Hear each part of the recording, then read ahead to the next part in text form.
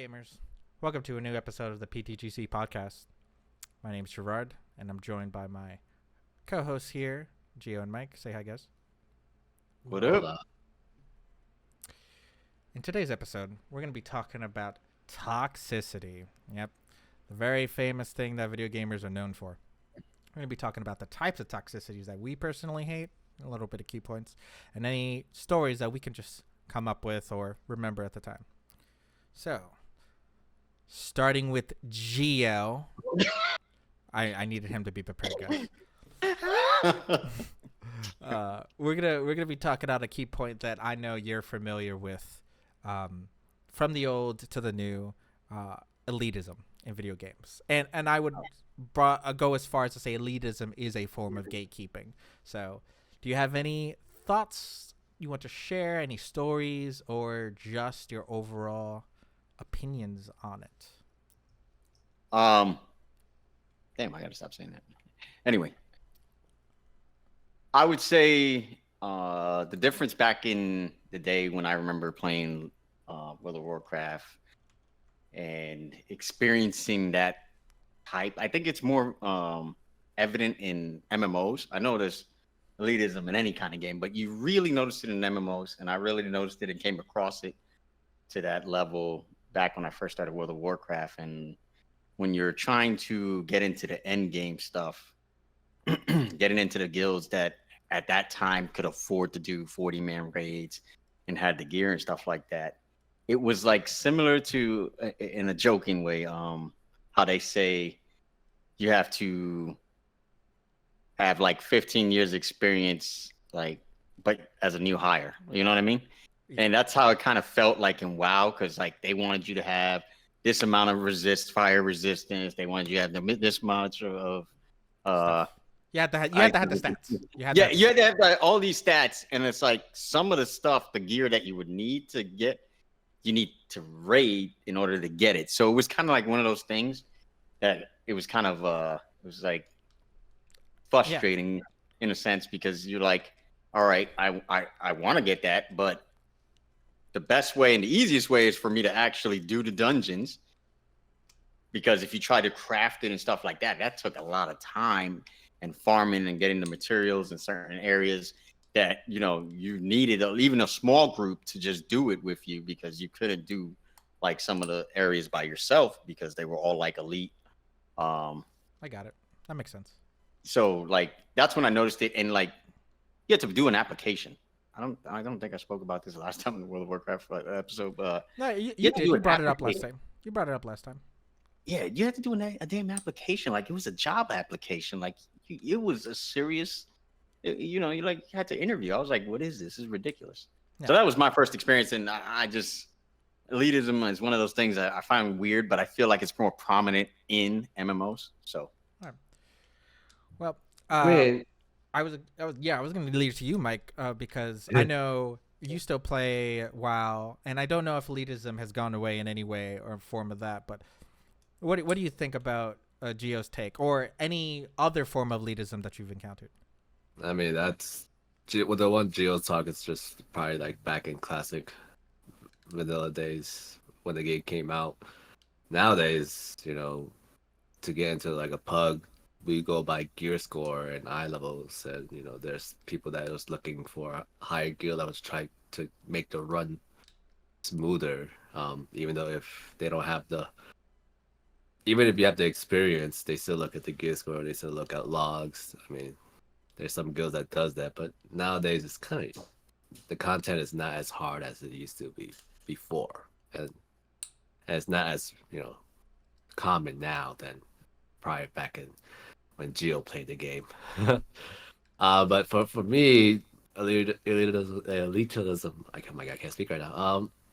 It's really when I come to that in League, you know, where people think they're to be in either a higher rank than they should be, or they are coming down to say, hey, you know, I'm from, you know, Emerald 3, while you guys are sucking, while they themselves is not playing the greatest, but they don't take any accountability, so, you know, they just freaking spew out, you know, random stuff that just doesn't benefit the team. And it's just annoying because you you know, if you're not doing well, you shouldn't be saying that you're from like Emerald. Why? Why does it matter in this elo? Play the game, try to win, help your teammates. And sometimes it's comp difference, maybe, but I don't know. I just feel like some people need to get a reality check. And I agree. A form of elitism I brought up was gatekeeping, and I do feel like that is a major problem in video games.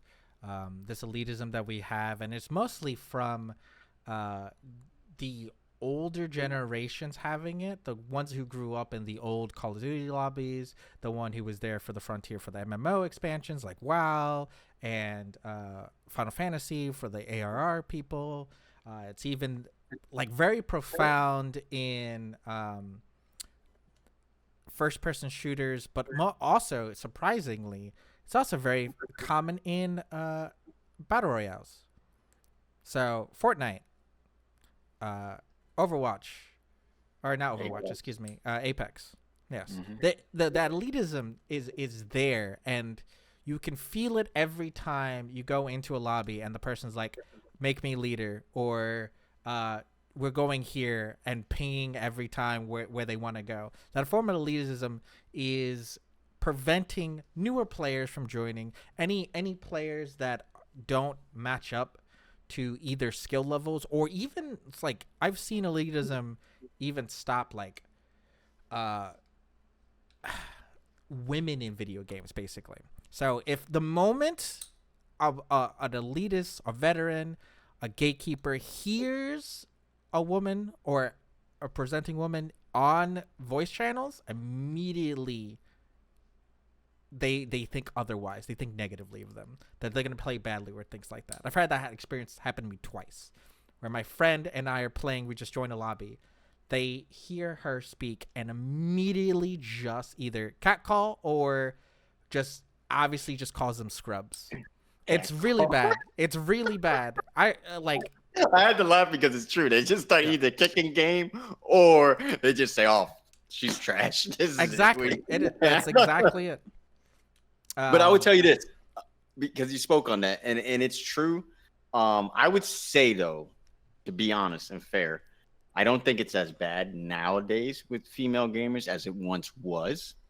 That's that stereotype. Because I would say, especially with a lot of female gamers streaming now, back in my day, like with the beginning of WoW, like 2005, 2006, that time, I had a priest called Rosalind, and she was a female gamer, and she honestly, dude, she was one of the best priests I've ever played with. And a lot of people, when they heard her, didn't didn't take her for like you said, like they just thought seriously. automatically, oh, Hmm. she can't be good at PvP. She's a PvEer.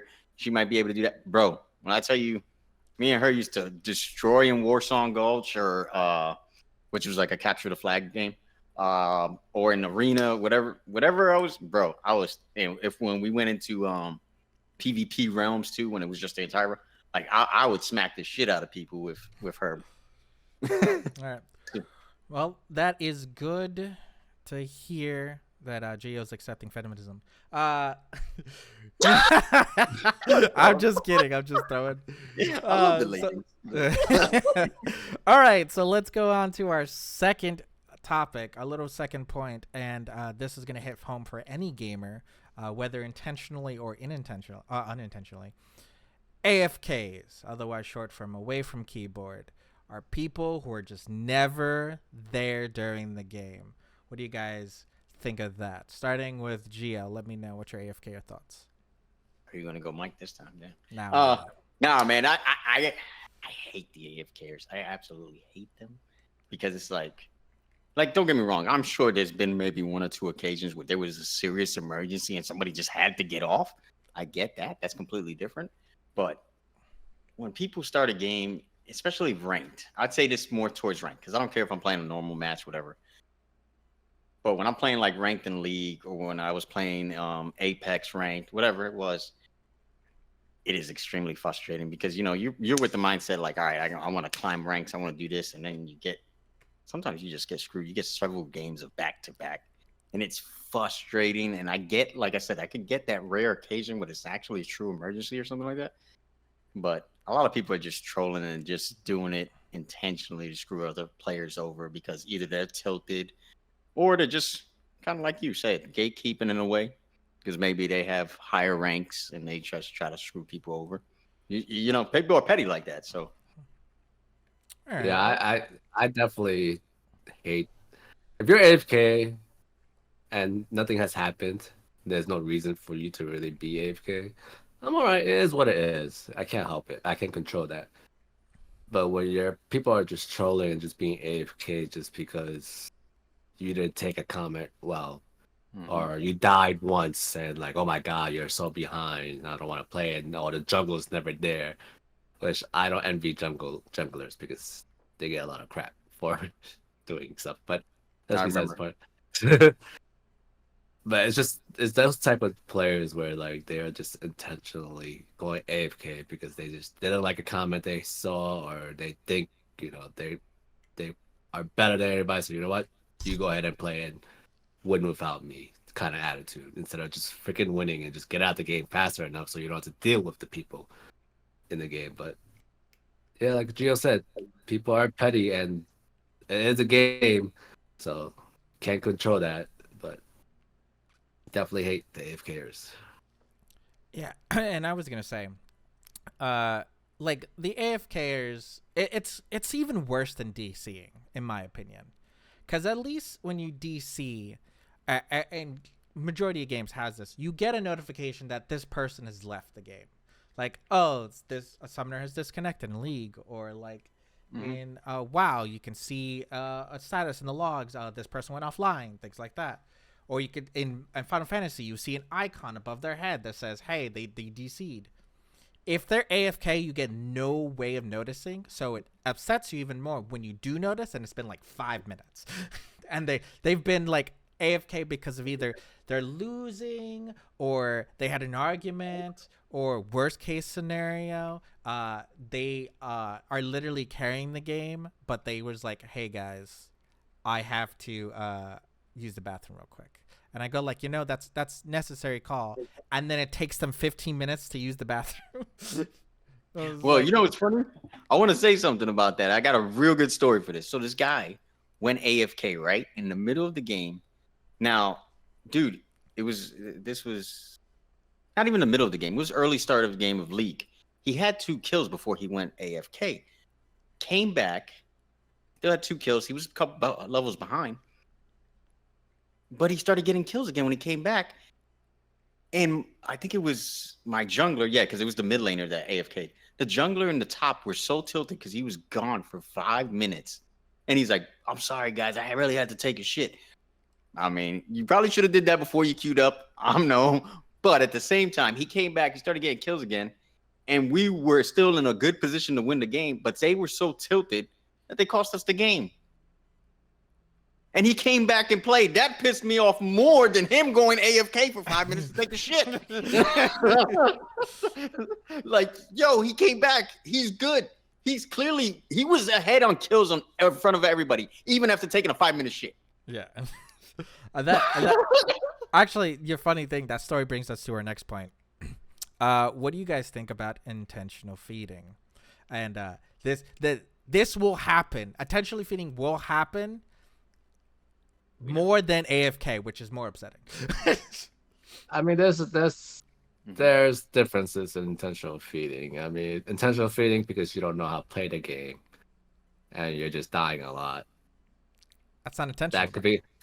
Yeah, people will argue that you're intentionally feeding, right? Come on, let's be honest. If somebody's dying a lot and because you're not looking at the map constantly to know what's happening, but people make the assumption that they're intentionally feeding, but they just might not know how to play the game. They might actually just suck. What but I no, will say, I was gonna say, intentionally feeding because you are bad is not intentional. What someone else may call it may not be the actual thing. People would be like, "Hey, you're so bad, you're intentionally feeding." It was like, I'm 0 to 11 because I don't know what my Q does. But I'll come back you on this because this has happened to me in even ranked games. And it is intentional feeding to an extent, because if you're playing a brand new champ that you've never played before in ranked, yeah, you're getting smacked because you don't know the champ. That's intentionally feeding. Whether you mean to feed or not, you weren't ready to play that champ in lobbies that people are playing usually their best champs. Yeah, or like if you're going and gave 2 deaths because you're battling, and then you still keep going instead of trying to play safe or wait for the jungle. I think that's intentional feeding, because regardless of what your intent was, you're behind already. Why are you still trying to fight it out? That's just being stubborn. You're being stubborn, and you're hurting the team. So I agree with Mike, because that is an intentional feeding in my eyes too. Okay. All right. So I mean, you brought up a good point. So intentional feeding. But I will agree. Like, I've had a story about that. Like, this brand was like, I'm gonna try out this brand jungle, and this is the first time I ever played it. And I was like, do you at least know the combo? And he's like, nope. And I was like, no, I'm dodging. I cannot be that. And he was like, no, just stay. I'm like, no, I'm dodging. Someone dodge, please. I just dodged. I was like, no, I can't take this. How dare you? It was a ranked game too. It's like, how dare you come into ranked with the new champion and not know anything about the champion? Don't tell me that, because I will dodge or I will report you. That's the guaranteed. One of those two things are happening. And that's something I feel like, I don't know if there's a coding. Maybe you can explain if they can try to do something like that. But I feel like they should only let you play. How can I say it? Because maybe not. Because if you practice a champ, but like if there's a way to say, like, if this is a champ you haven't played at least 20% of games, like even if it's normal, 20% of games or like something like that, they wouldn't be able to do something like that. Right? Nope.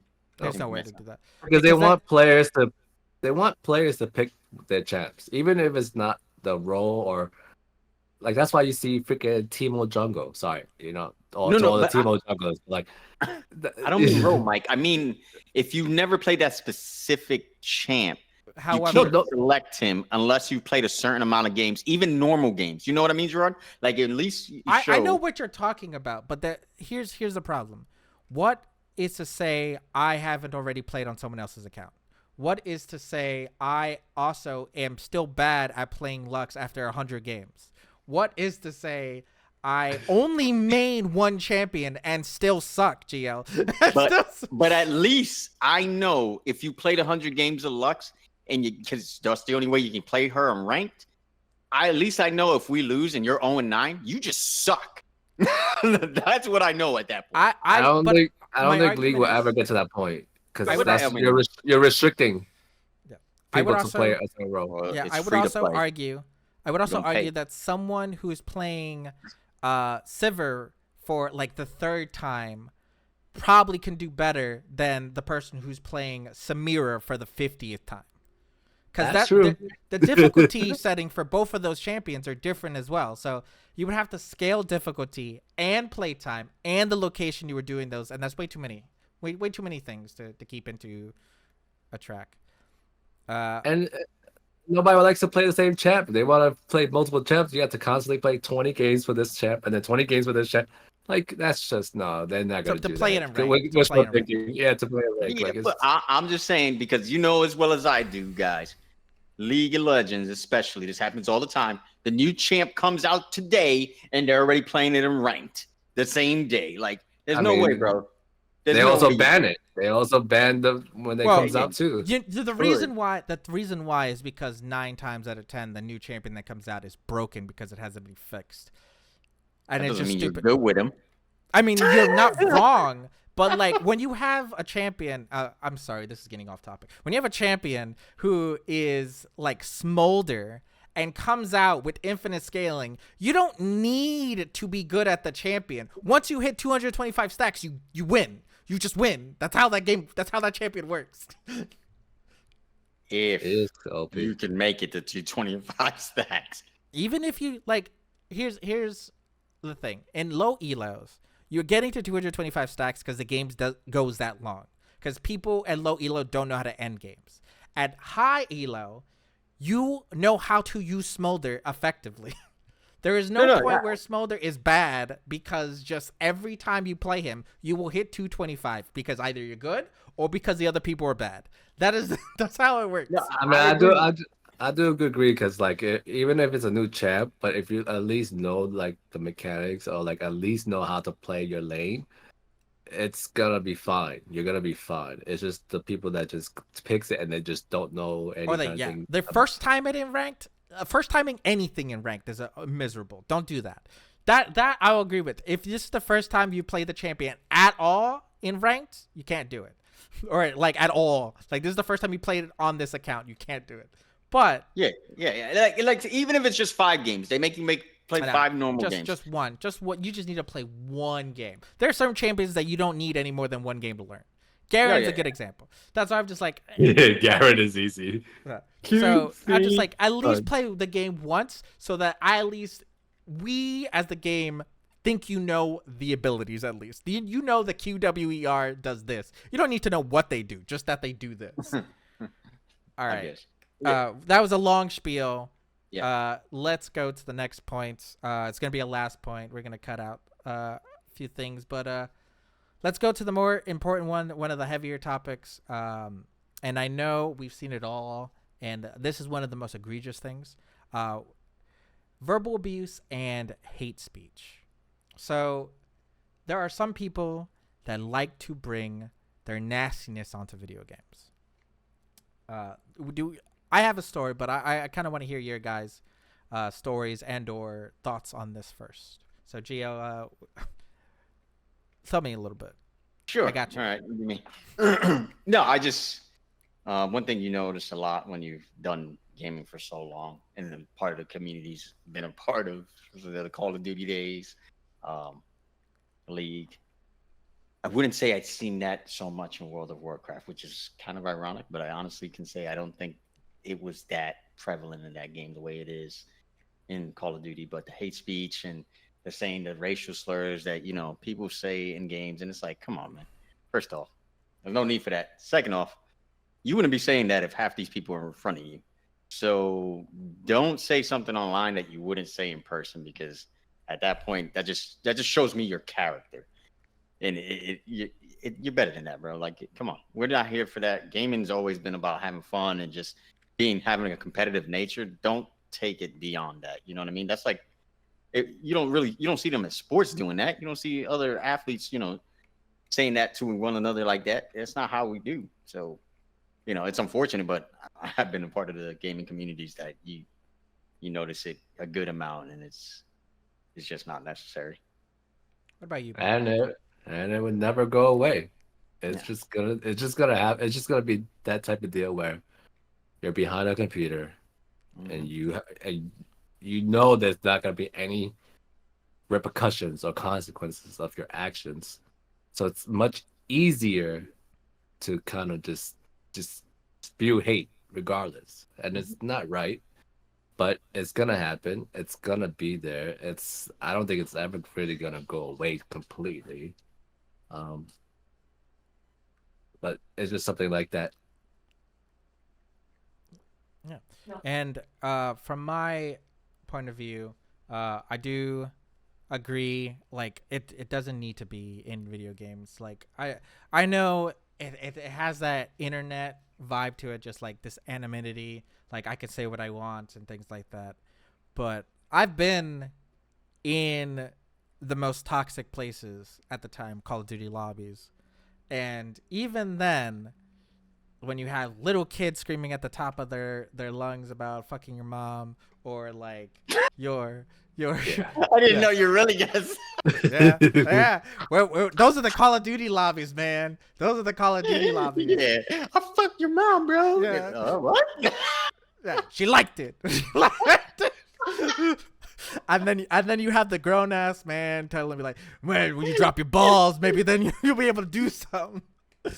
You got a whole bunch of different toxicity in Call of Duty lobbies, but the moment when someone brings up hate, it like everyone will turn around and it's like, hey yo bro, that's fucking stupid, it's wrong. Why you say it like that? Then they start getting then everybody just starts arguing, and then yes, and then it's an actual argument. But when you're like fucking around, just like you have like the worst kind. There's a difference between trash talking and being hateful. Okay. Whenever you bring up someone's like race or culture or sexual preferences, that is clearly hate, you are not trash talking. When you talk about someone's skill or someone's mistakes or things like that, you could trash talk that all day. Like the man I was friends with, I was like, I always told him, it's like, man, I know you couldn't hit the side of a barn door with your sniper rifle, even if you were point blank, because that man would try to 360 no scope and hit miss every time. And I was like, man, just stop, man, just stop. When you say that, it reminds me of that movie where the guy's shooting the ball and he's like, and it's just brick after brick. That's like everybody. That's instantly what popped into my head when you said that. All right. Bro, that is like, that's not even all the points of toxicity. I'm pretty sure we can go into many more points of griefing and spamming and things like that, and just bots. But that's all the time. The other bots, Mike. The other ones. That is all the time we have for this podcast. Thank you guys for watching. Make sure that you leave a like and comment, and join us next time. Peace. Later. Thank you for watching this episode of the Part-Time Gamers podcast. Be sure to like the video and subscribe to our channel for more content like this. And follow us on our other social platforms on TikTok, Instagram, and Discord. Links for those will be provided in the description. Thank you again. We will see you on the next episode of the podcast. And make sure you make some time for video games. Peace.